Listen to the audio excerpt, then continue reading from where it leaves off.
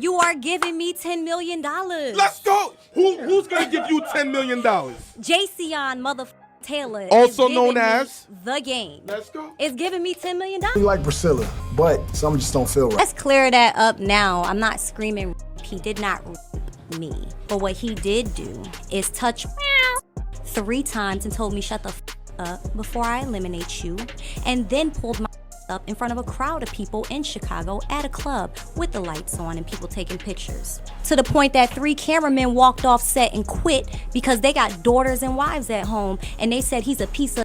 Ladies and gentlemen, the gavel dropped, the courtroom shook, and just like that, bam, the game got hit with a brutal loss. A $7.1 million payout to a woman from his reality show, that's not just a hit, it's a whole knockout. His pockets took a direct blow, and now there's talk that his finances might be circling the drain.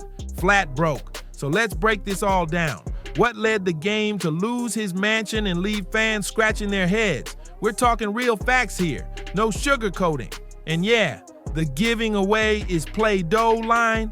A little jab at Game's name and money moves, catchy, right? Anyway, no more corny rhymes. Let's keep it real. When have you ever heard an Eminem song in the club? I don't hear Eminem in the streets. I'm just a better rapper.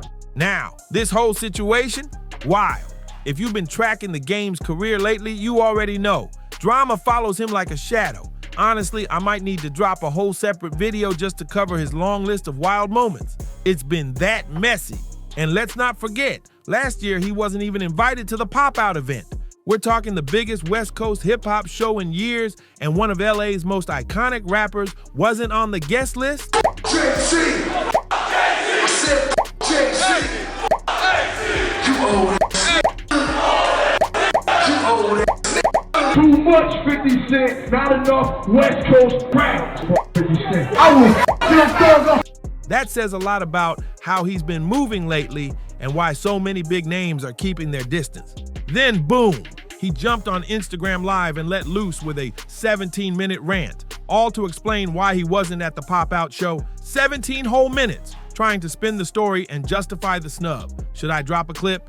Maybe, maybe not. Depends how wild y'all want to get. And let's not forget, way before that meltdown, he was throwing shade at absolute legends like Eminem and Dr. Director, dropping 8-minute tracks where you couldn't even tell if he was showing respect or trying to tear them apart. It was messy. Then he goes on interviews saying Kanye West did more for him in 2 weeks than Dre did ever. Wild claims considering Dre was the one who gave him his first major shot. Fast forward to today, and Kanye's practically funding the man's lifestyle, gifting him flashy chrome Maybachs and dressing him in controversial gear that raised a lot of eyebrows. It's got people asking, where's the music though? For someone working so hard to stay in the headlines, good press, bad press, anything goes. You'd think he'd be dropping tracks left and right. But nope. The silence on the music front, that might not be by accident. There could be a real reason behind it all. But honestly, he should have stayed off social media and maybe showed up in court instead. If he had just pulled up to court like he was supposed to, he might have kept his Calabasas mansion. Yep, the one worth over $4 million. He's not selling it by choice. The court's making him give it up. So let's break it all down. What's really going on with the game? Why is he being forced to give up his house? Where's he gonna go now? And most importantly, how did it get this messy? The wildest part? This whole situation could have easily been avoided. Let's rewind to chapter 1. She's Got Game. Back in August 2015, VH1 dropped a brand new dating show starring The Game. Lost the best thing that ever happened to me, but now I think I'm ready to find that special someone. And I'm gonna give her 100% of everything that I got. Game is looking for love. You're gonna step into my life and take this journey. And he's bringing 10 lucky ladies along for the ride. She's Got Game. New series premieres Monday, August 10th at 9. The setup, his celeb homies brought in women to compete for his love. It was like The Bachelor with a hip-hop twist. Straight up love and hip-hop. Deluxe edition. Sounds ridiculous? That's cause it was, but at least on that show, Game looked like he had control. He was the prize. That was a whole different era. Before all this drama, before the lawsuits, before everything spiraled. All right, let's rewind back to 2015, when the Game had way too much confidence for his own good. He wasn't out here chasing women to be better partners anymore.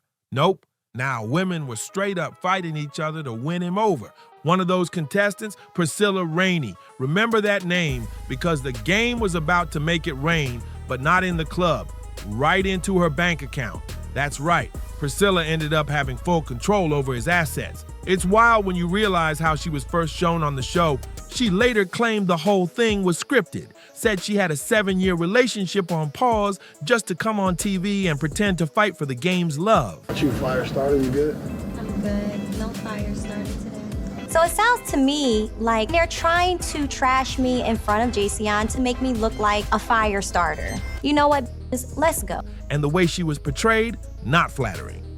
Both the game and the other women called her the fire starter, basically the one who brought the heat and stirred the pot. But the twist, that so-called fire starter ended up flipping the script on everybody. While the show was packed with the usual reality TV chaos and fake beefs, the drama didn't stay on set. The game found himself in the center of some very real legal flames, and Priscilla wasn't playing around. The big question on the show, which one of these reality TV actresses was the game going to crown as his pretend girlfriend by the finale? Spoiler, it wasn't Priscilla, but out of all the women on that set, she stood out, and not just a little. She was clearly bringing the most heat, the most conflict, and yeah, the most chaos. Seems like the whole mess, the fight, is Priscilla's fault. And that ain't really sitting well with me. You got some girls who Want me to go home, of course. want you to go home. I can't believe everyone's making such a big deal about me cussing out Sierra. She deserved it. And looking back, one particular quote from the show kind of felt like a warning sign, like a sneak peek into the storm that was gonna follow the game for the next decade. See, even if all that drama on screen was just for ratings, the fights, the tears, the fiery personality clashes, what came after the camera stopped rolling? That was very real. No script, no edits. Because when the game didn't choose Priscilla in the end, she walked away from the TV set and right into the courtroom. What she might have lost in the fake dating contest, she definitely made up for in court.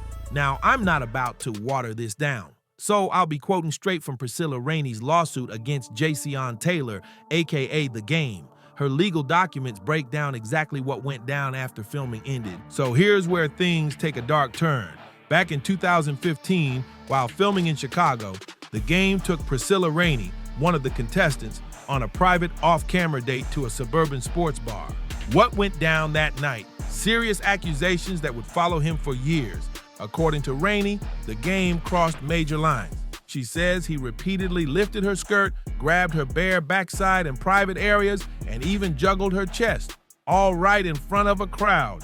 They were standing on an elevated stage, lights blasting down on them, with a packed club watching it unfold.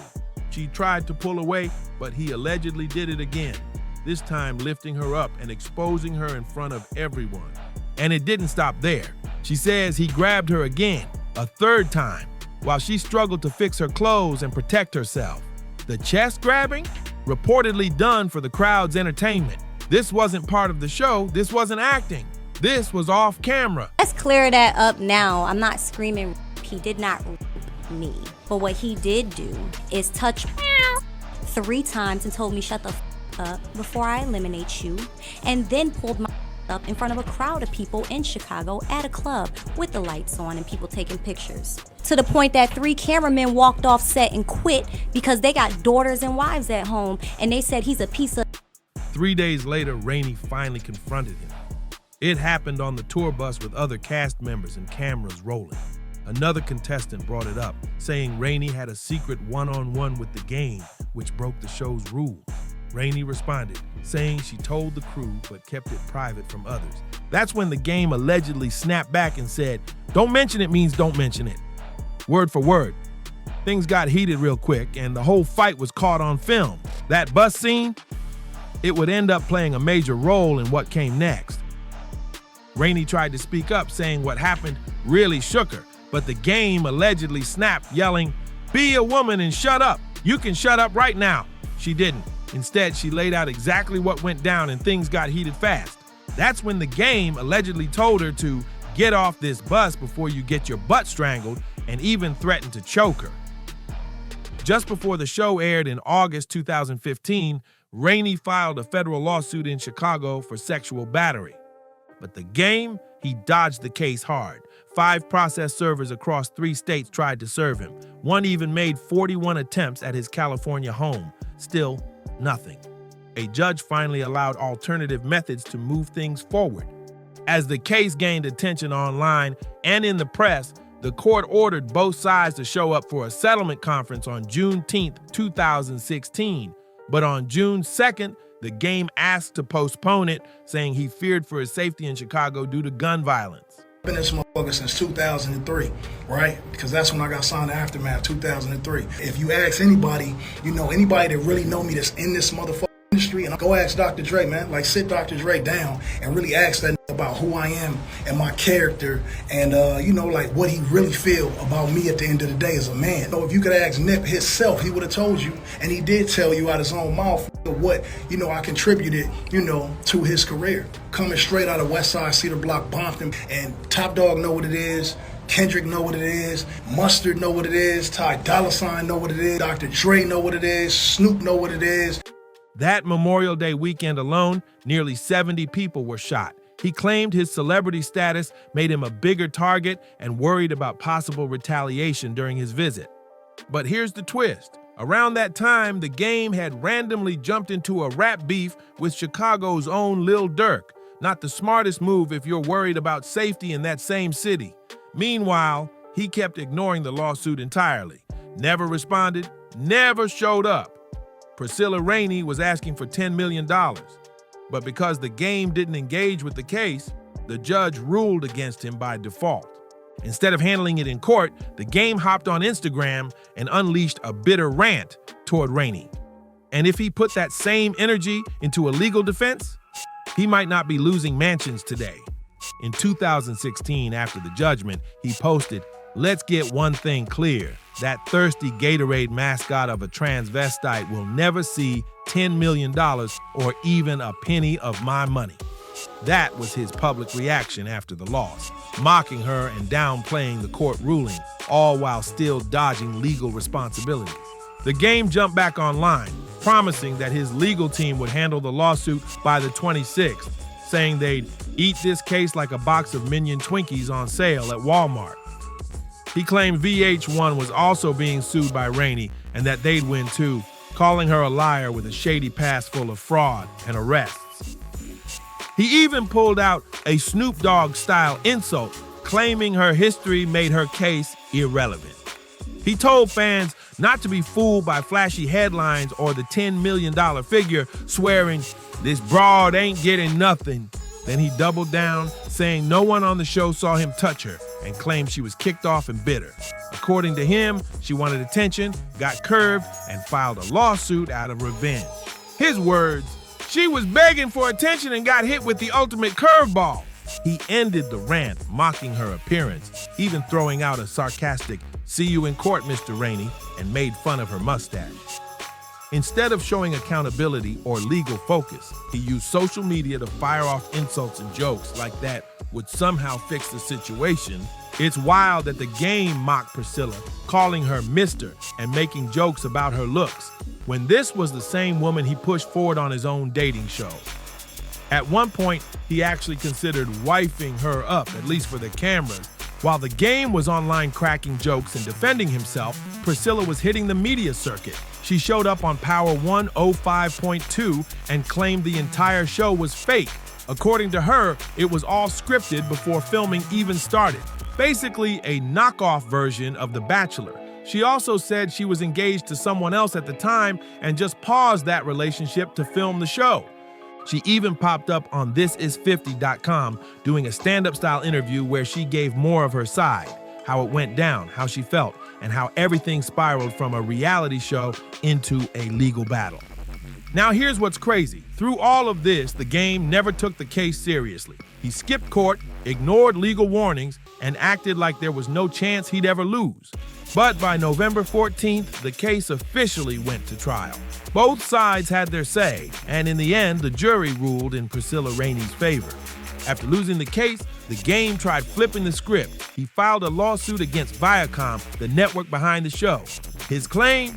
that producers ignored a doctor's warning to not cast Priscilla Rainey due to her past arrests, including one for aggravated battery. The doctor reportedly said she wasn't mentally stable enough to be on the show. So the Game figured Viacom owed him $20 million. That's $7.1 million to cover what he now had to pay Rainey, plus another $13 million in damages. But the judge had already hit him with that $7.1 million judgment, mostly because he ghosted the case from day one. Now think about this. Even if you're a big-name rapper, $7.1 million is a huge hit, especially in California, where the tax rate can hit 50%. That means you'd have to make $14 million just to pay that off. And honestly, since 2016, what major moves has the Game made? How many hit albums? Big business deals? Sold-out tours? Feels like after the documentary 2 in 2015, his career started to slow down a lot. The documentary 2 in 2015 was really the last big commercial win for the Game. Since then, not much. Unless he stacked some serious investments or had a secret money vault, his career and finances after 2016 didn't seem strong enough to cover a $7.13 million payout. By 2018, the Game tried to get a new trial in the case, but the judge wasn't having it. Not only did the judge deny the request, but also called his behavior deeply reprehensible. Since he skipped court and still hadn't paid up, the judge ordered him to turn over all his financial records. Rainey wasn't letting up either. She filed documents asking the court to hold the Game in civil contempt, claiming he's been dodging the $7.13 million by hiding money through businesses and accounts under his control. She says she even hired third-party investigators who uncovered evidence of hidden income. And now she wants the Game to testify under oath in court about his finances. The Game, of course, denied all of it. But Rainey keeps filing motion after motion to dig into his money trail. The Game ended up losing his $20 million lawsuit against Viacom. And on top of that, Viacom clapped back, demanding he pay their legal fees. Meanwhile, Priscilla Rainey kept pushing to collect her $7.1 million. She asked the judge to hit the Game with penalties for ignoring her subpoenas about his finances. She specifically targeted his company, Trees by Game LLC, saying they flat out ignored her request for documents. She believed he was hiding assets through it. And when nothing came back, she told the court his weed business had to lose profits just to start covering the massive debt. Things got so serious, the Game was facing actual jail time for not declaring how he planned to pay the judgment. An arrest warrant was issued, but dropped only after his legal team finally handed over his financial records weeks late. But then came one of the wildest moves in hip-hop money drama ever. The judge seized the Game's entire record label, LA Prolific, and all royalties from his then upcoming album, Born to Rap. That project? He had been hyping it as his final, most personal work. Instead, Rainey was granted full control. Every dollar, every royalty, every asset tied to that album, all hers. Now it all makes sense why the Game was hyping up Born to Rap so hard, because he didn't even own it anymore. Priscilla Rainey took full control of the album, the royalties, and any salary the Game was paying himself through his label, LA Prolific. The court order was crystal clear. Any person or company sending money related to the Game or his music had to cut the check directly to Priscilla Rainey. No middleman, no delay. The judge even broke it down. Album money, label profits, personal income, all goes to her until that $7.1 million judgment is fully paid off. Just think about how wild this is. He starts a dating show, picks Rainey to move through the rounds, then allegedly assaults her. She sues, he skips court, she wins, he hides. Then she ends up owning his music, his label, and is basically getting every dime he's supposed to earn. And the albums, they didn't sell nearly enough to cover the debt. It got so bad the court had to move on his house just to make up the difference. All this because he didn't take the case seriously. Now even his own manager, Wack 100, who's always out here on streams with Adam 22, DJ Academics, and others, is getting dragged into the mess. Wack 100, Game's longtime manager, was accused by Priscilla Rainey of helping him hide money to make it seem like he was broke and couldn't pay. According to Rainey's legal team, Both the game and WAC were doing everything possible to dodge the $7 million judgment. Court docs revealed that the game barely held anything under his own name. Instead, his revenue streams were tied up through WAC 100, Wax Company, and other holding companies reportedly owned by the game himself. It even came out that the game transferred his house to WAC as a gift. No money exchanged, just handed over. The game wasn't shy about any of it either. In 2020, he hopped on Instagram, posting, "My guy working a regular job and driving a cool little whip is still cool after me. Stop letting social media mess y'all heads up." But the Neighborhood Talk reposted it with a caption, "Has he paid that $7 million yet?" And the game, never one to stay silent, jumped in the comments, "Nope," straight like that, basically confirming he had no intention of paying. This after arrest warrants, seized royalties, and claims he's parking all his cash under WAC 100's name. And somehow, in 2022, he still found time to link up with Kanye. Rumors swirled that Priscilla was collecting profits from the game's Kanye collab, since she owns his entire label and all earnings until that $7 million is paid.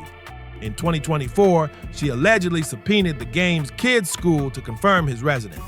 With his publishing and label already seized, she wanted proof he lived in the district so she could legally serve him. A private investigator reportedly handed him the papers in August, making it official.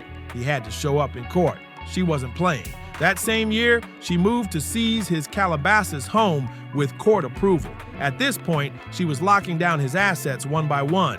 It's wild how far the game went to dodge this case, when he could have handled it early and paid way less. After getting subpoenaed by a private investigator, he was scheduled to appear in court on October 7, 2024, to fight the seizure of his home. But in classic game fashion, he no-showed. He later asked the court to cancel the home seizure order, claiming he was never properly served any paperwork. Meanwhile, Priscilla accused him of secretly transferring the home's deed to WAC 100 to block the seizure. At the same time, the game kept doing interviews saying he's flat broke, claimed everything he uses is either rented or not in his name, and that he doesn't have a single penny to give Rainey, who's been after her $7 million for nearly a decade. By February 2025, he was still in court trying to stop her from taking the house, dragging the whole thing out even longer. Priscilla had already pulled in about $500,000 from the game's label, LA Prolific. Remember, she owns Born to Rap, his publishing, and other royalties. Eventually, the game's legal team showed up in court, arguing that he still had legal rights to his Calabasas home, saying he lived there full-time and should be protected under homestead laws. But Priscilla wasn't buying it. She claimed he'd been hiding all his assets, home included, under WAC 100's name or through shell companies. Her stance? If it's under one of his businesses, it's fair game for collection. By May 2025, she officially won. A judge ordered the sale of the Calabasas home to help cover the $7.13 million judgment. Rainey's team estimated the property was worth about $3.2 million and noted it didn't qualify for any homeowner or veteran exemptions. Now remember, this isn't just about the game losing a house. Even if it sells for the $3.2 million Priscilla estimated, he'll still owe her around $3 million. And with a judgment like that hanging over him, owning property or rebuilding wealth anytime soon is gonna be next to impossible. On top of that, every time he drops new music, she collects the profits. Until she's fully paid, she owns the revenue. That means the game is stuck, personally and professionally. You can't really grow or bounce back when someone has that tight of a grip on everything you've built. And the craziest part, all of this could have been avoided if he had just shown up to court from the jump. Skipping court turned a lawsuit into a full-blown financial takedown. But now I want to hear from you. Was this all fair? Did the game dig his own hole? Drop your thoughts in the comments below. Hit that like button if you enjoyed the breakdown. Subscribe for more wild stories like this, and I'll catch you in the next one.